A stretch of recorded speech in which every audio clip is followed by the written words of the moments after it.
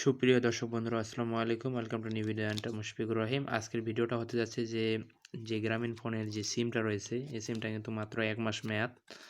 এই যে আমরা অনেকজনে এই নম্বরে ১ নাম্বার প্ল্যান্ট সিমের আমরা কিনে থাকি, ক্রয় করে থাকি। এই যে কোম্পানি, গ্রামীণ কোম্পানি এইগুলা কিভাবে এত ভালো, ভালো অফার দেয় এই সিমে। মাত্র ৳৩০০ মনে করেন যে ৩৫ জিবি, ৪০ জিবি, ৪৫ জিবি পর্যন্ত দিয়ে থাকে। কিন্তু ১ মাস পর এই সিমটা কী হয়ে যায়?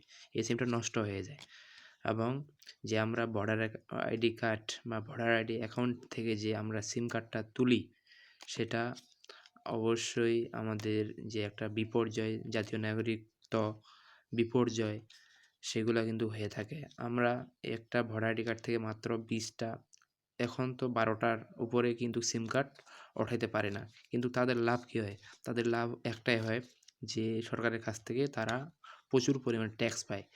সেই ট্যাক্সটা দিয়ে তারা কিন্তু অনেক লাভজনক হয়। সেই সরকার ওই ট্যাক্সটা কোথা থেকে পায়? সেই সরকার ওই ট্যাক্সটা আমাদের সাধারণ নাগরিকের এখান থেকেই পায় এই ট্যাক্স। এই কারণে আপনাদেরকে বলব যে আপনারা এইসব সিম-টিম কিনবেন না। আপনারা যারা ওই সিমটা ব্যবহার করেছেন অবশ্যই আর কিনবেন না।